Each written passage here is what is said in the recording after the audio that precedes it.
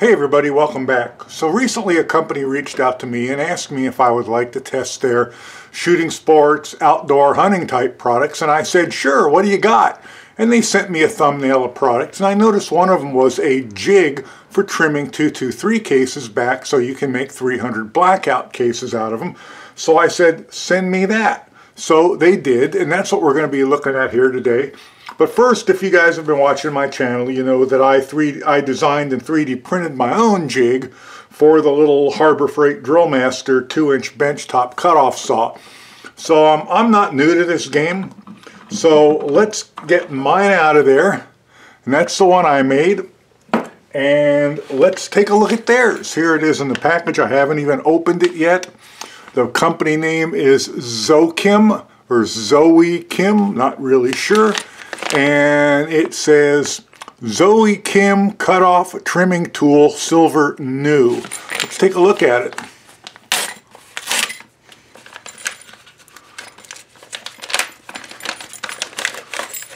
Comes in a little drawstring velvet bag. I don't know if it will ever see the inside of that again. And you get the jig itself. It's got a little screw here. I'm guessing that is a saw stop that you can adjust up and down so that you don't run your blade into the jig. And this is my second video on this particular product. The first one I only left up for a couple hours, and I honestly never meant it to be online at that moment at all because I screwed up. Now I will touch on that at the end of this video if you're interested to what happened. Keep watching, but for now let's test this and let's see how well it works. It also comes with a little Allen key for this saw stop screw, and it comes with a plastic shield which I'm assuming will either help keep the cutoff piece from flying off in your face or keep you from stuffing your finger into the blade. So let's get it in there and let's see which way is it going to go. It's going to have to go, let me show you. It's going to have to go this way because otherwise the saw stop screw would be out here where it wouldn't do you any good at all. So it's got to go in the saw like this. Now this saw has a 2-inch wheel on it. Harbor Freight makes, I think Harbor Freight makes a 3 or a 4-inch and a 6-inch as well. But this is the one I got, so this is the one we're going to be using. So let me get it mounted in there and let me get it adjusted, and we'll come back and I have some cases to trim and we'll see how well it works. So let's kind of take a closer look at this and see some of the features of it. First, there's the saw stop screw. It spins kind of loose. It doesn't come with a lock nut, so I think you're going to have to put a drop of Loctite on it because that saw does vibrate quite a bit, and you don't want that changing as you cut, because then you either won't be cutting all the way through or you risk the danger of cutting into your jig. This is the window here that your saw blade's going to go down into. Your case neck is going to be over here. They put a rib here. I don't know if you can see it. There you can see it, which is kind of nice because that elevates the case when you put it in it. And that way it elevates it up enough so that you have quite a range after you've cut through it of open space before the blade hits the jig itself. There is a stop back here, so you put your case in, you pull the case back against the stop, and then you cut, and then then the plastic shield, which is supposed to keep you from cutting your finger off, or maybe the piece fly back, although I'm not sure exactly where the piece would fly back to, goes there. That is a pretty loose fit in there, and I noticed from playing with it that it does kind of vibrate around, but it does stay in place. So that's how this thing is built, and seems to be pretty good. There's a lot of length out this way so that you can keep, in theory, you can keep feeding cases through and trimming them. I'm just wondering how often one of the cut pieces is going to get jammed up in that. I mean, mine does it too, so it's just the nature of the beast that little piece with the sharp cut on it could get caught in there someplace and force you to stop and clear it out. But now that I've shown it to you, let's cut some cases. Okay, so on this type of trim jig, your trim length is set by moving the jig in and out in the saw itself. So what I like to do, with the saw unplugged, of course, let's be safe. We've only got 9 spares, remember. With the with the jig snug but able to move, what you want to do is put a case in, pull your saw blade down, and then just slide the jig in and out until you get it right where you want it. And then right there, I think, is about perfect for me. So press it to get it square, double check it, and then tighten it down. And also, to set our saw stop, and I've got mine set already, to set our saw stop, what we want to do is come in and look in this way. Again, making sure the saw itself is unplugged.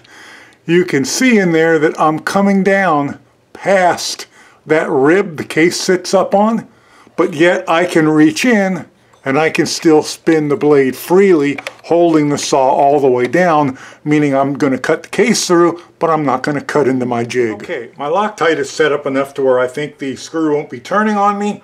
I'm just going to double check to make sure my blade does not contact the jig, and then let's trim some cases. Well, let's trim one and measure it, but I'm just going to make sure that I don't hit. Okay, let's trim. I'm kind of curious to see how badly this plastic shield is going to get in my way.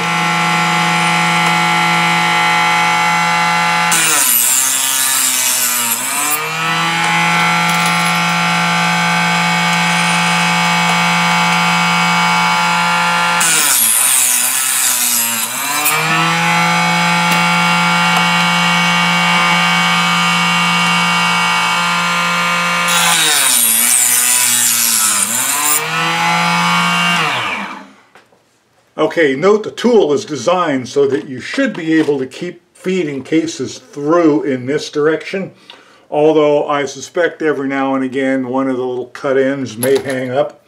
Let's measure them and see what I'm getting. I said I was going to cut 1 and I wound up doing 3, but let's see what kind of measurement I'm getting. I want it to get as close to 34.75 millimeters as I can get. But you know what, I want about 1 millimeter over that actually, so let's zero the tool and let's see what I'm getting. I'm getting 3511, 35.09. That's 1/4 of a millimeter longer, but you know what, it's pretty square. That actually might be pretty good. Let's measure another one. 35.08. 35.09. That's pretty darn good. Let's go ahead and do some more and see how they turn out.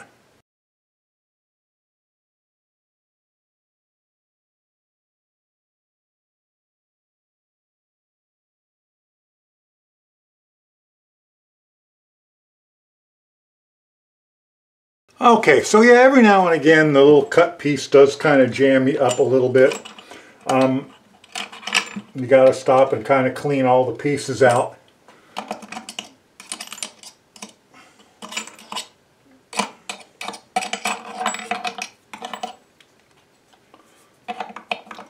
So that does seem like it works pretty well. The cut window is wide enough that you can get, I have barely above the maximum length, and I'd say I'm 2/3 of the way. I could cut it shorter if I wanted and quite a bit longer if I wanted to, so that's fine as well. It's easy to load cases in. I'm not sure I think that's necessary, but it will work to keep you from accidentally poking your finger in. Let's measure a couple of these last ones and let's see if we stayed at the length we wanted. 35.09, it's hard to beat that. 35.08, 35.18, that one a little longer, not sure what happened there.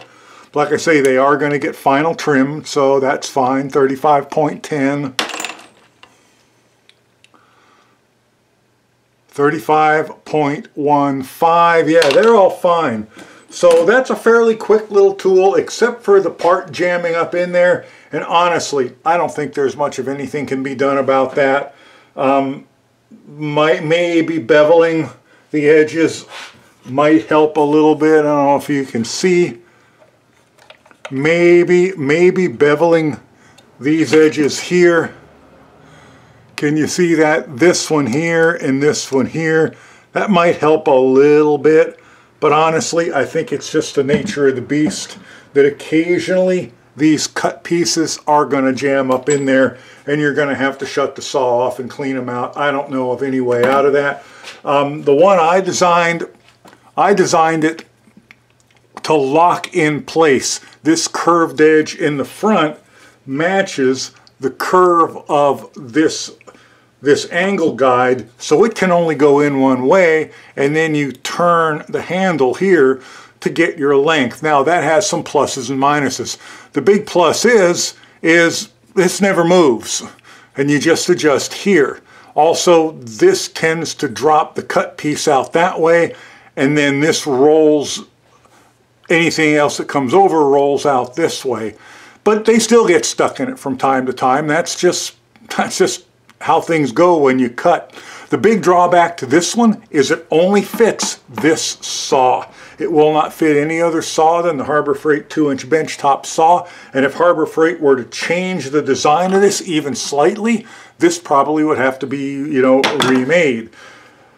The advantage of the Zokim is it will fit in any saw that you can get it in, and it will have room to cut. It will probably work in the Harbor Freight 3 or 4 or 5 or 6-inch saw, whatever the larger ones are, but it certainly works well in the Harbor Freight 2-inch saw.